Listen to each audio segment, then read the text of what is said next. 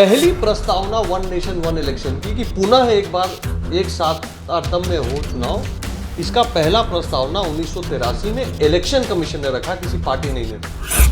तेजस्वी यादव कह रहे हैं कि डाइवर्सिटी जो इस देश का है उसको खत्म करने पर बीजेपी लगी हुई है और हर तरीके से इसको किया जा रहा है। 52, उसके बाद लगातार 4 चुनाव, 67 तक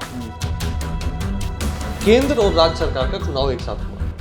कॉन्स्टिट्यूशन में यही व्यवस्था थी, संविधान में, कि एक साथ चुनाव। ये बात गड़बड़ाई कब, ये अलग अलग चुनाव होने का, डेट होने का क्रम आया कब से, क्यों आया? वो आया इस कारण से कि 66 और 77 11 साल के अवधि में कांग्रेस की सरकार ने राष्ट्रपति शासन आर्टिकल 356 का दुरुपयोग करते हुए 39 राज्य सरकारों को बर्खास्त किया। नेशन वन इलेक्शन हो जाएगा तो कैसे ये कर पाएंगे कि लोकसभा के चुनाव में कांग्रेस और टीएमसी साथ में है, पर बंगाल के चुनाव में कांग्रेस और टीएमसी आमने सामने है। विधानसभा के चुनाव कैसे अरविंद केजरीवाल जी राहुल गांधी के साथ लोकसभा में आके खड़े हो जाएंगे और दिल्ली का जब विधानसभा का चुनाव होगा तो केजरीवाल जी और राहुल गांधी सामने सामने चुनाव लड़ेंगे। बिहार में भी तो नीतीश कुमार को तेजस्वी को गद्दी सौंपना पड़ेगा, उन्होंने खुद ही ऐलान किया। सर, एक सवाल ये है कि आर्टिकल 370 जब रिवोक होने वाला था तो 10 मिनट पहले तक लोकसभा में बीजेपी के सांसदों को भी नहीं पता था कि अमित शाह वो प्रपोजल लाने वाले हैं। तो बड़ा चौंकाने, जीएसटी को देख लीजिए, रात के 12 बजे लोकसभा हुआ, नोटबंदी देखिए, डिमोनेटाइजेशन देखिए, तो बीजेपी इस तरीके का फैसला लेती है पिछले 9 साल से। अलायंस है तो हमको क्या ये मानना चाहिए कि कांग्रेस का, आपका और नीतीश कुमार जी का और लालू यादव जी का भी यही मत है कि सनातन धर्म मलेरिया और डेंगू जैसी बीमारी है? तो छाती ठोक के बोल रहा है कि सनातन धर्म के विषय में इस तरह की टिप्पणी कर रहा है, ये शर्मनाक है और इंडिया में नहीं चलेगा जी। हिंदू बहुत सहनशील है, पर आप इस तरह से इस देश के बहुल्य समाज का जो है टेकन फॉर ग्रांटेड नहीं ले सकते हैं, हल्के में नहीं ले सकते। इतना बार वो दल बदल ही चुके हैं। मैं सीधी सी बातें कहूंगा कि भाजपा में अब नीतीश कुमार जी का जुड़ना, एनडीए में जुड़ना, इसकी कोई चांस नहीं है और ये हमारे नेताओं ने बहुत स्पष्ट शब्दों में कह दिया है। तो 18 से 22 सितंबर के बीच इस देश में विशेष सत्र बुलाया गया है जो लोअर हाउस है यानी लोकसभा का। बजाते प्रधानमंत्री इसमें क्या क्या काम करने जा रहे हैं, कयास लगाया जा रहा है कि वन नेशन वन इलेक्शन, जिसकी बात नरेंद्र मोदी सार्वजनिक मंच से कई बार कर चुके हैं। इसके अलावा प्लेस ऑफ वर्शिप एक्ट जो है उसमें भी शायद संशोधन किया जाए और अब एक नया मामला सामने आ रहा है जिसमें इंडिया का नाम बदलकर भारत किया जाएगा और इसकी शुरुआत G20 के उस निमंत्रण से हुई है जिसे राष्ट्रपति ने सभी मुल्कों के जो राष्ट्रपति हैं या जो प्रधानमंत्री हैं जिनको न्योता दिया गया है वहां पर रिपब्लिक ऑफ भारत लिखा गया। इन तमाम मुद्दों पर हम बात करेंगे। हमारे साथ ऋतुराज सिन्हा हैं। ऋतुराज जी, आप तो केंद्रीय कमेटी में हैं, तो सबसे पहले तो यही है कि भाई वन नेशन वन इलेक्शन जिसकी बात चल रही है, हो सकता है आए भी नहीं भी आए, बड़ा विपक्ष इससे तिलमिलाया हुआ है कि अचानक से ये अब विपक्ष कह रहा है वन नेशन वन एजुकेशन होना चाहिए, वन नेशन एक राज्य मतलब एक देश एक तरह का रोजगार होना चाहिए। तो आपको लग रहा है कि वन नेशन वन इलेक्शन जो है वो कारगर साबित होगा और इसको लाया जाएगा या नहीं लाया जाएगा, क्या खबर है आप लोगों के पास? देखिए, जो निर्णय होना है वो पार्लियामेंट में होना है, खबर का कोई विषय नहीं है, पर एक राजनीतिक क्षेत्र में काम करने वाले एक स्टूडेंट ऑफ पॉलिटिक्स के रूप में, एक एक्टिविस्ट के रूप में जो हम लोग समझते हैं इस विषय पे, मैं बताता हूँ आपको। सर्वप्रथम तो ये कहना कि ये नरेंद्र मोदी जी का प्रस्तुत किया हुआ कोई नया विषय है, ये बिल्कुल गलत बात है। थोड़ा इस विषय को मूल से जाके समझिए। ठीक है। देश की आज़ादी के बाद 1952, हाँ, उसके बाद लगातार 4 चुनाव, 67 तक केंद्र और राज्य सरकार का चुनाव एक साथ हुआ। कॉन्स्टिट्यूशन में यही व्यवस्था थी, संविधान में, कि एक साथ चुनाव। ये बात गड़बड़ाई कब, ये अलग अलग चुनाव होने का, डेट होने का क्रम आया कब से, क्यों आया? वो आया इस कारण से कि 66 और 77 11 साल के अवधि में कांग्रेस की सरकार ने राष्ट्रपति शासन आर्टिकल 356 का दुरुपयोग करते हुए 39 राज्य सरकारों को बर्खास्त किया। 11 साल के 11 साल में 39 बार राष्ट्रपति शासन लगाया और देश में इस व्यवस्था को एक साथ इलेक्शन होने के क्रम को गड़बड़ा दिया, क्योंकि हर एक बार नियुक्त सरकारों को सस्पेंड करते चले गए। पहली प्रस्तावना वन नेशन वन इलेक्शन की कि पुनः एक बार एक साथ तारतम्य हो चुनाव, इसका पहला प्रस्तावना 1983 में इलेक्शन कमीशन ने रखा, किसी पार्टी ने नहीं रखा। अच्छा। और कांग्रेस के कालखंड में हुआ 83 में। उसके बाद लगातार लॉ कमीशन की रिपोर्ट जस्टिस रेड्डी के अंतर्गत 1999 से लेकर 2018 और अब 2022 लॉ कमीशन की रिपोर्ट ने लगातार ये बात ध्यान में लाने का काम किया है कि हमको चुनाव एक साथ कराने चाहिए। तो उसके बाद पार्लियामेंट्री स्टैंडिंग कमेटी में भी विषय गया। 2015 की पार्लियामेंट्री स्टैंडिंग कमेटी, जिसमें कि नचियप्पा सांसद रहे, कांग्रेस के सांसद, उन्होंने भी प्रस्ताव किया कि एक साथ होनी चाहिए। तो मैं कुल मिला के ये बात आपके सामने रखना चाह रहा हूं कि ये कोई नई प्रस्तावना नहीं है। नीति आयोग का भी इस पे रिपोर्ट है कि वन नेशन वन इलेक्शन करने से देश का हित होगा दो कारणों से। नंबर एक, देश का पैसा बचेगा। चुनाव करवाने में सरकारी तंत्र का जो समय और पैसा लगता है हजारों हजार करोड़ का होता है। अगर 5 साल में एक बार होगा तो स्वाभाविक रूप से पैसा बचेगा, और पैसा बचेगा तो कहाँ जाएगा? गरीब के काम में जाएगा, रोड बनाने में जाएगा, ब्रिज बनाने में जाएगा। तेजस्वी यादव कह रहे हैं कि डाइवर्सिटी जो इस देश का है उसको खत्म करने पर बीजेपी लगी हुई है और हर तरीके से इसको किया जा रहा है। मैं पॉलिटिकल विषय पे भी आऊंगा मैं, लेकिन आप पहले इसको समझिए। आपके दर्शकों को ये बात जानना चाहिए कि इसका इतिहास क्या है। वन नेशन वन इलेक्शन की बात से पैसा बचेगा देश का, और वन नेशन वन इलेक्शन की बात से देश के गवर्नेंस में जो स्टैंड स्टिल आता है। हम लोग सब आचार संहिता समझते हैं, मॉडल कोड ऑफ कंडक्ट समझते हैं। इस देश में जब अलग अलग जगह पे अलग अलग समय पे चुनाव होते हैं तो पूरे देश में कहीं ना कहीं किसी हर समय मॉडल कोड ऑफ कंडक्ट लगा हुआ रहता है, जिसमें सरकारी कोई नया स्कीम लॉन्च नहीं हो सकता है, कोई सरकारी कार्यक्रम नहीं हो सकता। उस 3 महीने के लिए स्टैंड स्टिल में चला जाता है डेवलपमेंट का काम पूरी तरीके से। तो देश हित में है कि एक चुनाव हो। अब बची बात इसकी राजनीति की, तो क्यों इंडिया अलायंस जो है क्यों इससे डरा हुआ है? सीधी सी बात इसलिए डरा हुआ है कि अगर वन नेशन वन इलेक्शन हो जाएगा तो कैसे ये कर पाएंगे कि लोकसभा के चुनाव में कांग्रेस और टीएमसी साथ में है, पर बंगाल के चुनाव में कांग्रेस और टीएमसी आमने सामने है। विधानसभा का जो होगा। विधानसभा के चुनाव कैसे अरविंद केजरीवाल जी राहुल गांधी के साथ लोकसभा में आके खड़े हो जाएंगे, और दिल्ली का जब विधानसभा का चुनाव होगा तो केजरीवाल जी और राहुल गांधी सामने सामने चुनाव लड़ेंगे। बिहार में भी तो नीतीश कुमार को तेजस्वी को गद्दी सौंपना पड़ेगा, उन्होंने खुद ही ऐलान किया इस बात का। सीधी सी बात है कि इसमें देश हित नहीं सोच रहा है इंडिया अलायंस, वो अपना पार्टी और परिवार हित सोच रहा है कि मेरे पार्टी और मेरे परिवार के लिए अगर वन नेशन वन इलेक्शन हो जाएगा तो बड़ा खतरे की बात होगी।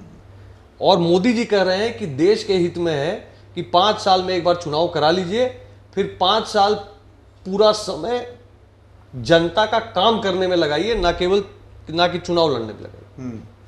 चलिए, ये तो एक सवाल है, लेकिन आज एक नया मुद्दा उठ गया कि इंडिया का जो नाम है, जो we the people of India लिखा है, हम भारत के लोग, अब उसका नाम औपचारिक तरीके से संविधान में भारत किया जाएगा। ये भी एक चर्चा चल रही है। नहीं, देखिए, आपकी जानकारी सही नहीं। जिस संविधान की रचना अंबेडकर जी ने की, इसी पटना के डॉक्टर सच्चिदानंद सिन्हा ने की, इसी बिहार के डॉक्टर राजेंद्र प्रसाद जी ने की, उस संविधान के पहले पृष्ठ को पढ़िए। उसमें लिखा है इंडिया दैट इज भारत। उसकी पहली पंक्ति है। कभी भी ये कंफ्यूजन मत रखिए। India that is Bharat, India वो जिसको हम भारत के रूप से सदियों से जानते हैं, तब हमारा कॉन्स्टिट्यूशन शुरू होता है। तो अगर कोई ये बात कह रहा है कि अब इंडिया का नाम बदल के भारत किया जा रहा है, तो उससे भारी अज्ञानी कोई है नहीं, उसके लिए अब क्या कहा जाए।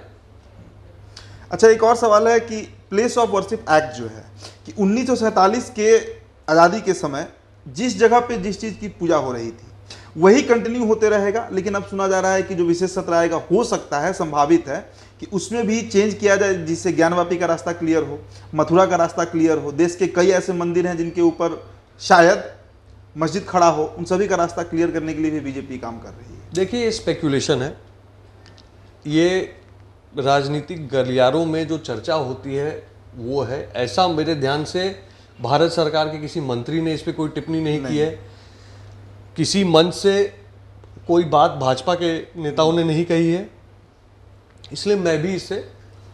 लेकिन सर एक सवाल यह है कि आर्टिकल 370 जब रिवोक होने वाला था तो 10 मिनट पहले तक लोकसभा में बीजेपी के सांसदों को भी नहीं पता था कि अमित शाह वो प्रपोजल लाने वाले हैं। तो बड़ा चौंकाने, जीएसटी को देख लीजिए, रात के 12 बजे लोकसभा हुआ, नोटबंदी देखिए, डिमोनेटाइजेशन देखिए, तो बीजेपी इस तरीके का फैसला लेती है। पिछले 9 साल से ये ट्रेंड देखा जा रहा है। बीजेपी बड़े फैसले लेती है, पर बीजेपी बड़े फैसले देश हित में लेती है।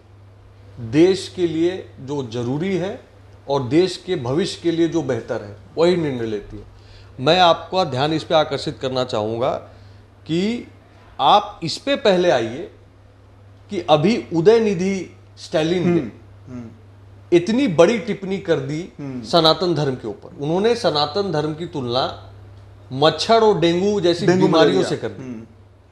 मुझे बताइए कि क्या ऐसी टिप्पणी हम इस्लाम पे अगर हो जाती कहीं से तो अभी देश में क्या हो रहा होता? ऐसी टिप्पणी क्रिश्चियनिटी पे हो जाती तो क्या रिएक्शन होता? हिंदू धर्म और हम हिंदू हमेशा नॉन अग्रेसिव लोग रहे। सबको यही हिंदू धर्म है जो जिसके छत्र छाया में बौद्ध धर्म और जैन धर्म पनपा। तो हिंदू धर्म में सबको समायोजित करके चलने की व्यवस्था है। लेकिन मेरा यह मानना है कि उदयनिधि स्टैलिन जी जब इतनी बड़ी बात कह गए, सनातन धर्म के लिए ऐसी बात कही, तो 2 बातें निकलती हैं। एक तो ये कि ये इंडी ब्लॉक जो इनका अलायंस है ऑपोजिशन वालों का, उसकी मानसिकता को दर्शाता है। ये जब भी पावर में आते हैं या जब भी इनको मंच मिलता है तो ये हिंदू धर्म और हिंदू समाज पे अग्रेसिव हो जाते हैं तुष्टीकरण करने के लिए। इनका एक ही एजेंडा है कि हिंदू समाज को आप दबाव में डालिए, उसके खिलाफ काम करिए, तभी जो है तुष्टीकरण होगी और आपका वोट बैंक आपसे खुश होगा। दूसरी बात जो शर्म की बात है वो ये है कि इतनी बड़ी बात होने पर भी केजरीवाल जी कुछ नहीं बोल रहे हैं। राहुल गांधी जी ने एक स्पेस बयान नहीं देना उचित समझा।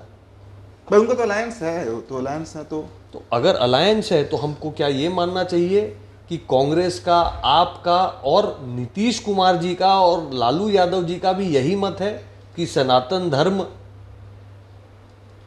मलेरिया और डेंगू जैसी बीमारी है? लालू जी तो बिजी हम राहुल गांधी के साथ मटन बनाने में, खाने में। देखिए, उस पर मैं टिप्पणी नहीं करूंगा, लालू जी बहुत सीनियर नेता हैं, लेकिन कहीं ना कहीं बिहार की जनता भी जानना चाहती कि क्या मत है नीतीश कुमार जी का, लालू प्रसाद जी का, तेजस्वी यादव जी का इस टिप्पणी पे। क्योंकि डीएमके कोई छोटी पार्टी नहीं है, सबसे बड़ी पार्टी है, सबसे बड़ी पार्टी है। बिल्कुल। कुल मिला के ये इंडी अलायंस के पास 90-100 सीटें हैं, जिसमें कि 40 सीट तो डीएमके के पास है जी। तो इस पूरे अलायंस का 40% पावर डीएमके के पास है, जो छाती ठोक के बोल रहा है कि सनातन धर्म के विषय में इस तरह की टिप्पणी कर रहा है। ये शर्मनाक है और इंडिया में नहीं चलेगा जी। हिंदू बहुत सहनशील है, पर आप इस तरह से इस देश के बहुल्य समाज का जो है टेकन फॉर ग्रांटेड नहीं ले सकते हैं, हल्के में नहीं ले सकते हैं, और इसका जवाब इनको चुनाव में मिलेगा। एक अंतिम सवाल, मुंबई की बैठक हो गई लेकिन लालू जी का भी नहीं चला, नीतीश कुमार संयोजक नहीं बन पाए। कहा जा रहा है कि ममता बनर्जी इसके लिए तैयार नहीं है, केजरीवाल तैयार नहीं थे कि जो पार्टी सबसे लंबे समय तक बीजेपी के अलायंस में रही उस पर अचानक से संयोजक बनाने का भरोसा कैसे किया जाए? नीतीश कुमार नहीं ना बने संयोजक। नीतीश कुमार जी को संयोजक नहीं बनने का सबसे बड़ा कारण ये नहीं है कि वो भाजपा के साथ रहे। सबसे बड़ा कारण ये है कि आज के डेट में नीतीश कुमार जी का पॉपुलैरिटी ऑल टाइम लो पर है। बिहार की किसी सड़क में, किसी गांव में, किसी ब्लॉक में जाके पूछ लीजिए। ये तो स्पष्ट है नहीं कि बिहार के 40 सीटों में नीतीश कुमार जी कितनी सीट लड़ेंगे। नीतीश कुमार जी के जो सांसद हैं उसमें आधे से अधिक सांसद इस चीज के लिए परेशान है कि किस तरह से भाजपा का टिकट मिल जाए और वो सिंबल बदल के आ जाए। उनको इस बात की स्पष्टता है कि नीतीश कुमार जी के सिंबल पे जीतना तो है नहीं। तो नीतीश कुमार जी कैसे बनेंगे इस ब्लॉक के कन्वीनर या कोऑर्डिनेशन कमेटी के अध्यक्ष, अगर यही पता नहीं है कि जदयू 10 सीट भी लड़ेगी कि नहीं और 10-15 सीट लड़ेगी तो 2-4-5 सीट जीतेगी कि नहीं। तो जो जिसका 2-4-5 सीट जीतने का भी पोजीशन नहीं दिख रहा हो उसको कैसे वो अपने अलायंस का जो है इंचार्ज बना दें। एक क्रेडिबिलिटी का भी सवाल बार बार उठता है कि कितने दिनों तक रहेंगे इस गठबंधन में, इसका भी एक डाउट होता है नीतीश कुमार के ऊपर। देखिए, क्योंकि इतना बार वो दल बदल ही चुके हैं। मैं सीधी सी बातें कहूंगा कि भाजपा में अब नीतीश कुमार जी का जुड़ना, एनडीए में जुड़ना, इसकी कोई चांस नहीं है। और ये हमारे नेताओं ने बहुत स्पष्ट शब्दों में कह दिया है।